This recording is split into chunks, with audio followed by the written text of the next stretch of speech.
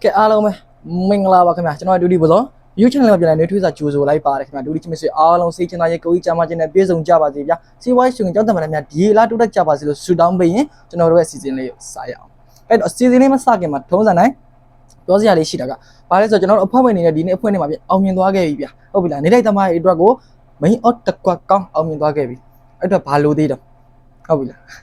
ဘာလို့သေးတော့မေးပြီဗျာဟုတ်ပြီလားဘာလို့သေးတော့ကျွန်တော်မိတ်ဆွေများအဖွဲ့ဝင်တွေများမျက်နှာသွားလားဘောစောနဲ့တွေ့ရမျက်နှာသွားလားမေးပြီဟုတ်ပြီလားအဲ့တော့အဲ့လိုမျိုးအောင်ပွဲခံတော့ကျွန်တော်ဘက်ကအစွမ်းကုန်စူးစမ်းပေးနေတာဟုတ်ပြီလားလာတွဲချင်တဲ့မိတ်ဆွေများလာရောက်လက်တွဲလို့ရတယ်ကျွန်တော်ပြောချင်တာကအားလေးပဲချက်ပြောချင်တာအဖွဲ့ဝင်သမိုင်းတွေနဲ့အောင်ပွဲခံနိုင်ခဲ့ပြီနေ့တိုင်းသမိုင်းတွေလည်းတကွက်ကောင်း main out ကွက်အောင်ပွဲခံနိုင်ခဲ့ပြီဟုတ်ပြီလားထွေထူးပြောစရာမလိုဘူးကျွန်တော်ဒီဘက်အဖွင့်တွေမှာဆက်ပြီးတော့เนาะအောင်ဆက်လက်ချင်းဖွင့်ချင်းဟုတ်ပြီလားမင်္ဂလာရှိသွားခဲ့ပြီအဲ့တော့ကျွန်တော်ပြောချင်တာကအောင်ပွဲခံတာကျွန်တော်ကအဆန်ကိုစူးစမ်းပေးသွားမယ်နေတဲ့သမားတွေအဖွင့်သမားတွေအာယုံစိုက်ပါပြကျွန်တော်ပေးတာလေးကိုပဲဟုတ်ပြီလားเนาะကျွန်တော်နဲ့ပဇွန်နဲ့တွေ့လို့ရှုံးသွားမိတ်ဆွေဆိုတာမရှိပါဘူးเนาะနင်းနာသွားမိတ်ဆွေမရှိပါဘူးရှုံးလဲနည်းနည်းပါဟုတ်ပြီလားအများကြီးနာမည်မြတ်တာဟုတ်ပြီလားအဲ့ဒါနားလိုက်လိမ့်မယ်เนาะအဲ့တော့ကျွန်တော်တို့စီစဉ်လေးကိုစားလိုက်ရမယ်ထုံးတာရှေ့ဦးစွာဖြင့်ကျွန်တော်တို့လက်10ပြထိတ်မှာမိုးမယ်ဟုတ်ပြီလားနေတဲ့စီစဉ်လေးစားခြင်းနဲ့ကဲကျွန်တော်တို့ချစ်မိတ်ဆွေအားလုံးပဲဗျာညီကောင်မတို့အားလုံးဦးတော်တွေအားလုံးပဲမင်္ဂလာပါပဲကျွန်တော်တို့ဒီဘောစော YouTube channel ပြန်နှွေးထွေးစွာကြိုဆိုလိုက်ပါတယ်ခင်ဗျာတို့ဒီချစ်မိတ်ဆွေအားလုံးစိတ်ချမ်းသာရေးကိုယ်ကြီးကျန်းမာခြင်းနဲ့ပြည့်စုံကြပါစေလို့ဆုတောင်းပေးရင်ကျွန်တော်တို့နေ့တိုင်းစီစဉ်လေးကိုစားရအောင်ဗျာအဲ့တော့ကျွန်တော်တို့ဒီနေ့မနက်ပိုင်းမှာအဖွဲ့ဝင်သမားတွေနေ့တိုင်းသမားတွေအောင်ပွဲခံနိုင်ခဲ့ပြီဗျာအောင်ပွဲခံရတဲ့ကြောင့်ညနေပိုင်းမှာဆက်လက်ပြီးအောင်ပွဲခံနိုင်ကျွန်တော်တို့ကအစွမ်းကုန်စူးစမ်းပေးသွားအောင်ပါဟုတ်ပြီလားကျွန်တော်တို့တစ်ချိန်နဲ့မပြီးသေးဘူးနောက်ထပ်6ချိန်ကြံသေးတယ်ဟုတ်ပြီလားတစ်ချိန်နဲ့အောင်ပွဲခံရတာခံရလို့မပြောရသေးဘူးဆိုတဲ့ခါကျတော့ဆက်လက်ပြီးတော့လေအောင်ပွဲခံတော့ကျွန်တော်ကအဆန်ကိုကြိုးစားပဲဒါပေမဲ့အဖွင့်နေမှာတော့မင်္ဂလာရှိသွားခဲ့ပြီဗျာဟုတ်ပြီလားမင်္ဂလာရှိသွားခဲ့ပြီဘယ်လိုမင်္ဂလာရှိလဲဆိုတော့ကျွန်တော်ပြောလို့မြင်ပေါ့နေ့တိုင်းသမားတွေတကွက်ကောင်းအဖွဲ့ဝင်သမားတွေဇာထိုးပတ်တီလုံးဝအောင်မြင်သွားခဲ့ပြီအဖွင့်နေမှာအဲ့တော့အဖွဲ့ဝင်သမားတွေနေတဲ့ကိုကျွန်တော်နောက်ထပ်ပတ်တီလုံးထပ်ပေးမယ်မေတ္တာလက်ဆောင်အနေနဲ့ဟုတ်ပြီလားကျွန်တော်လက်ဆောင်နဲ့ပေးနေပေါ့လို့ရှိရင်စင်နာရှိပေးမပေးရှိလဲမပေးနဲ့ဟုတ်ပြီလားကျွန်တော်လက်ဆောင်တွေထပ်ပေးမယ်ကျွန်တော်အဖွဲ့ဝင်တွေအားလုံးကိုအနေနဲ့တမားတွေဒီဗီဒီယိုကြီးနေဆိုလို့ရှိရင်နေတဲ့တမားတွေကဗီဒီယိုနေတဲ့ဗီဒီယိုဟာကိုပဲထိုးဒီထက်တကွက်ကောင်းထိုးအဖွဲ့ဝင်တမားတွေကျွန်တော်ပေးတဲ့ဇာထိုးပိုက်ကျွန်တော် main out 3ကွက်ရဲ့ဒီထက်တကွက်ကောင်းရဲ့ကြိုက်တယ်ဆိုရင်ထိုးဟုတ်ပြီလားကျွန်တော်ပြောချင်တာကအဲ့လေးပဲပြောချင်တယ်အဲ့ကြောင့်အဲ့လိုလေးပဲပြောနေတဲ့ကြောင့်ကျွန်တော်ရဲ့အဖွဲ့ဝင်သမားတွေနေတဲ့သမားတွေဒီဗီဒီယိုလေးကြည့်နေဆိုလို့ရှိရင်ဗီဒီယိုလေးကိုစောင့်အောင်ကြည့်မကြော်နဲ့မရစ်နဲ့ဘာရမလဲဆိုရင်အကောင်းဆုံးနေရသွားမှာဟုတ်ပြီလားဘာရမလဲဆိုလို့ရှိရင်အကောင်းဆုံးနေပေးသွားမယ်တော့ကြောင့်မို့လို့မရစ်နဲ့မကြော်နဲ့ဟုတ်ပြီလားကျွန်တော်ရဲ့ YouTube ပေါ်စောအကောင့်ကလေးကိုတော့အသေးလေးတွေပြီး comment လေးတွေဝင်ရေး share လို့ share နေကူညီပေးဘာမကြည့်ရင်လက်မိုက်ထောင်သွားမယ်ငါတို့ငါမောင်ငါသားငါညီကိုချက်တာပါဆိုတဲ့ညီကောင်မတော်ကနော်အားလုံးကျွန်တော်ရဲ့မျိုးတွေအားလုံးပဲကျွန်တော် comment လေးတွေဝင်ရေးသွားမယ်ဗျဟုတ်ပြီလားကြိုက်တယ်ဆိုလို့ရှိရင် comment လေးတွေဝင်ရေးသွားမယ်နောက်ပြီးဘလာဖို့ရကြတယ်တကွက်ကွက်ဘလာဖို့ရကြလဲဆိုတော့မှန်းခဲ့ဗျဟုတ်ပြီလားအဲ့တော့ကျွန်တော်တို့ရဲ့စီစဉ်လေးစာမထုံးစံနဲ့ကျွန်တော်စီစဉ်လေးဒီဘာဖြစ်မလဲဆိုတော့ကျွန်တော်ညနေပိုင်းမှာဆက်လိုက်ပြီးအောင်ပွဲခံကျွန်တော်1ချင်းတစ်စုံကီးတစ်စုံเนาะတကွက်ကောင်းပတ်တိအမှတစ်လုံးပြန်ရွေးပေးမယ်အဲ့လိုမျိုးကျွန်တော်ပေးသွားမယ်တဲ့ကြောင့်မို့လို့ဗီဒီယိုလေးစောင့်ကြည့်သေးလေးပြီး comment လေးဝင် share လို့ share နဲ့ကူညီပေးဟုတ်ပြီလားနားလည်မထင်နဲ့เนาะအဲ့တော့ကျွန်တော်စီစဉ်လေးကိုနေ့တိုင်းစီစဉ်လေးကိုစမယ်ဗျဟုတ်ပြီလား share ဝေးတွေပြောမနေတော့ဘူးစကားတွေအများကြီးပြောတဲ့တွေအများကြီးထွေရတယ်အပြောများရင်အလုပ်ခနဲ့တက်သေးပြမယ်ဟုတ်ပြီလားအပြောတွေရှော့ပြီးလောက်ခနဲ့တက်သေးပြမယ်ဘယ်လိုပြသွားမလဲဆိုလို့ရှိရင်မနက်ပိုင်းမှာအောင်ပွဲခံနိုင်တယ်လို့မျိုးတကွက်ကောင်းအောင်ပွဲခံနိုင်တယ်လို့မျိုးညနေပိုင်းမှာလည်းဆက်လက်ပြီးအောင်ပွဲခံနိုင်ကျွန်တော်ကစမ်းကိုစူးစမ်းပေးသွားအောင်ပါဟုတ်ပြီလားအဲ့တော့ဗီဒီယိုလေးစောင့်ကြည့်အသေးလေးပြီး comment လေးဝင်ရေးမယ်ဗျ subscribe မနေရသေးဘူး subscriber တွေရောက်ချက်နှိပ်သွားမယ်ဟုတ်ပြီလာ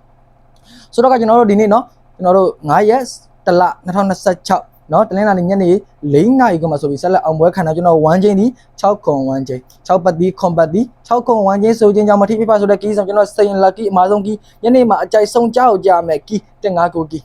ဟုတ်ပြီလားထွေးထူးပြောကြမလို့အကြိုက်ဆုံးကီးမနက်ကကီးဖောက်သွားတယ်ကွာကောင်းမှမိသွားတယ်ဟုတ်ပြီလားအဲ့ဒါကြောင့်မလို့6ခွန်1ချိန်ကျွန်တော်15ကိုကျွန်တော်စိန်လက်ကီးနဲ့ကတ်မယ်ဆိုလို့ရှိရင်ညနေပိုင်းမှာလည်းထပ်ပြီးအောင်ပွဲခံနိုင်အောင်ပါဗျအဲ့တော့ကျွန်တော်မိတ်ဆွေတွေများကျွန်တော်ပေးတဲ့မင်းကွက်ကိုတင်ထိုးလို့ရတယ်နော်ကြိုက်တူတဲ့မိတ်ဆွေများတင်းချီထိုးပါယာချီထိုးပါစိတ်ကြလက်စိတ်ချလက်ချထိုးပါယုံကြည်ပါထိုးပါလို့ကျွန်တော်ပြောချင်တယ်ဟုတ်ပြီလားဆိုတော့ခါကျတော့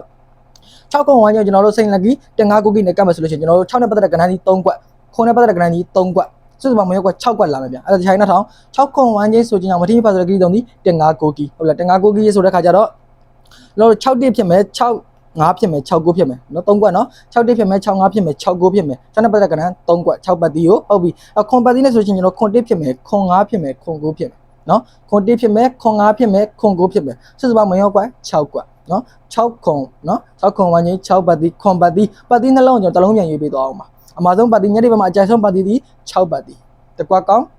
းပြီးရင်ပေးသွားမယ်ဟုတ်ပြီလားဗီဒီယိုလေးကိုမရစ်နဲ့မကြော်နဲ့တကွက်ကောင်းလိုချင်တဲ့မိတ်ဆွေများကြည့်သွားအောင်ဟုတ်ပြီလားမနက်ပိုင်းမှာတကွက်ကောင်းအောင်ပွဲခံနိုင်တယ်လို့မျိုးပဲညနေပိုင်းမှာအောင်ပွဲခံခြင်းမှာကစွမ်းကိုစူးစမ်းပေးသွားအောင်ပါဟုတ်ပြီလားဒါကြောင့်မလို့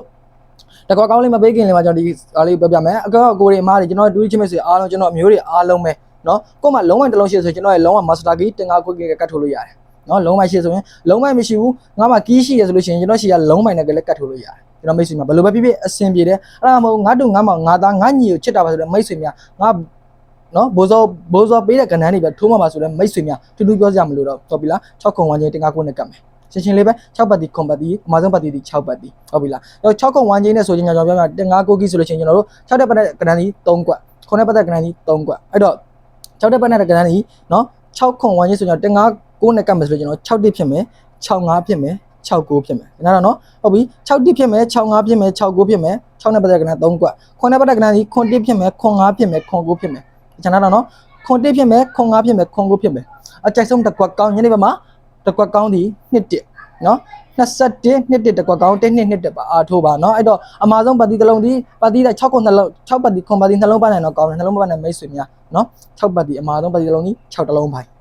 းကျွန်တော်မိတ်ဆွေများကီးရှင်ကတ်ထိုးပါလုံးမရှင်ကျွန်တော်မှာကီးရှင်ကတ်ထိုးပါနော်ဘယ်လိုဖြစ်အဆင်ပြေတယ်အဲ့ဒါမဟုတ်ဘူးကျွန်တော်ပြောသလိုပါငါတို့ငါမောင်ငါသားကိုချစ်တာပါဆိုတော့မိတ်ဆွေများဘိုးစောပေးတာမှာထိုးချင်တာပါဆိုတော့မိတ်ဆွေများထွေထူးပြောနေကြမလို့ဘိုးစောခဏအောင်မှာကြိုက်တာပါဆိုတော့မိတ်ဆွေများဟုတ်ပြီလားထွေထူးပြောနေကြမလို့ဘူး6ခုံဝန်းကျေတင်ကားကိုနဲ့ကတ်ဟုတ်ပြီလားအမာဆုံးပတ်တီတစ်လုံး6ပတ်တီတစ်ကွက်ကောင်းဒီ1တစ်ညမစင်နားလဲလိမ့်မထင်နဲ့နော်ကျွန်တော်ဒီအကောင်းဆုံးချပြပြီးတော့အကောင်းဆုံးချပြပြီးတော့ပဲတော့ကြောက်မို့လို့ကျွန်တော်ဒူတီချစ်ဆွေအားလုံးအဖွဲ့နဲ့အားလုံးလည်းရောညီတွေဆိုတာနဲ့နော်အကောင်းဆုံးဆော့ပေးပါနော်အောင်ပွဲခံနိုင်အောင်မှတစ်ချိန်မှရှိသေးတယ်အဖွဲ့နဲ့မှလည်းအောင်ပွဲခံနိုင်ပြီနောက်တော့6ချိန်ကျတော့အသားစီးပဲဟုတ်ပြီလားကျွန်တော်အကောင်းဆုံးတွေပဲပေးသွားမှာနော်အကြိုက်ဆုံးတွေပဲပေးသွားမှာစိတ်တူကိုတူရှိတဲ့မိတ်ဆွေများနော်တင်းချီထိုးလို့ရမယ်ယာချီထိုးလို့ရမယ်စိတ်ကြိုက်ထိုးလို့ရမယ်ဟုတ်ပြီလားအနည်းဆုံးတောင်းချီထိုးလို့ရမယ်ဗျကျွန်တော်မိတ်ဆွေများလာကြီးသမားတွေတွေ့ကြလို့ရှိရင်ဗီဒီယိုလေးဆုံးအောင်ဒီတဲလေးပဲ comment လေးတွေဝင်ရေးဒါကြောင့်ဒီထက်အကောင်းဆုံးတွေပေးသွားမယ်ကြမလို့လက်ကြီးသမားတွေတော့လည်းအောင်ပွဲခံကျွန်မကစောင်းကုန်ကြိုးစားပေးထားတယ်ဟုတ်ပြီလားအဲ့တော့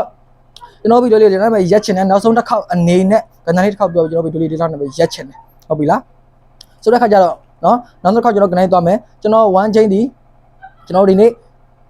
9ရက်1လ2026နော်တနင်္လာနေ့ညနေ4နာရီတနင်္လာနေ့ညနေ4နာရီကိုမှကျွန်တော်1ချိန်ဒီ6ခုံ1ချိန်ဟုတ်ပြီလား6ခုံ1ချိန်6ပတ်တီခွန်ပတ်တီနော်6ခုံ1ချိန်ဆိုခြင်းကြောင့်မထီးဖာဆိုတဲ့ကီးတစ်စုံဒီတင်5ကိုကီနော်အဲ့တော့ကျွန်တော်6နဲ့ပတ်တဲ့ကဏ္ဍမင်းရောက3ကွက်ထွက်မယ်နော်9နဲ့ပတ်တဲ့ကဏ္ဍမင်းရောက3ကွက်ထွက်မယ်ဟုတ်ပြီလားဆိုတော့ပေါ့အဲ့တော့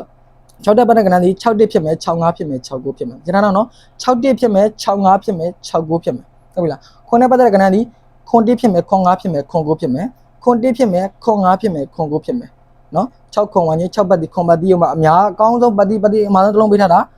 6ပတ်ဒီနော်တကွက်ကောင်းညတဲ့မှာအကြိုက်တင်ထုတ်လို့ရမယ်တကွက်ကောင်းဒီ1တစ်တကွက်ကောင်း1တစ်1နှစ်နော်အားစောပါ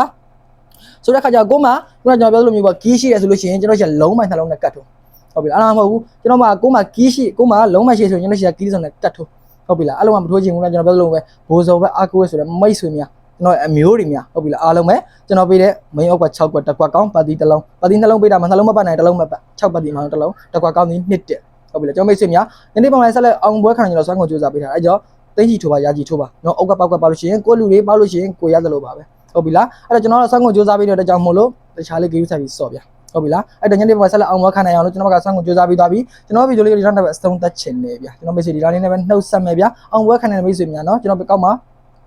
comment မှာဘယ်လောက်ဖို့ရကြလဲမှန်းခဲ့ဗျာဟုတ်ပြီလားမှန်းခဲ့နော်အဲ့တော့ကျွန်တော်အကြိုက်ဆုံးပေးထားတယ်မှန်းခဲ့ဟုတ်ပြီလားမမှန်းချင်တဲ့မိတ်ဆွေများလည်းမမှန်းနဲ့ဟုတ်ပြီလားအကြိုက်တူတဲ့မိတ်ဆွေများဝင်ကြည့်တာမှအကြိုက်မတူတဲ့မိတ်ဆွေများကြော်သွားမယ်ကြာကိစ္စမရှိဘူးအကြိုက်ဒီလိုကြည့်မယ်ဆိုရင်အသေးလေးပဲ comment လေးဝေး share လို့ share နဲ့ကူညီပေး subscribe ပါလေးနှိပ်သွားမယ်ဗျာဟုတ်ပြီလားကျွန်တော်မိတ်ဆွေများအားလုံးပဲကျေးဇူးတင်တယ်ကျွန်တော်ဗီဒီယိုလေးဒီလောက်နဲ့ပဲအဆုံးသတ်ချင်တယ်ဗျာအဲ့တော့ကျွန်တော်ရဲ့ကျွန်တော်နှုတ်ဆက်မယ်ကျွန်တော်ရဲ့အဖွဲ့သမားတွေရောနေ့လေးသမားတွေရောနော်စိတ်ချမ်းသာခြင်းကိုယ်ကြီးကျန်းမာခြင်းနဲ့ပြည့်စုံကြပါစေလို့ဆုတောင်းပေးရင်ကျွန်တော်စီစဉ်လေးကိုရက်ရအောင်ဗျာနော်စီပိုင်းရှင်ကျတဲ့ဗဒများဒီရေလားတိုးတက်ကြပါစေဗျာကိုစောနဲ့အကျိုးတူလို့အောက်ကပောက်ကတွေပါကြပါစေလို့ဆုတောင်းပေးရင်ကျွန်တော်စီစဉ်လေးတော့လည်းပဲရက်ရအောင်ဗျာ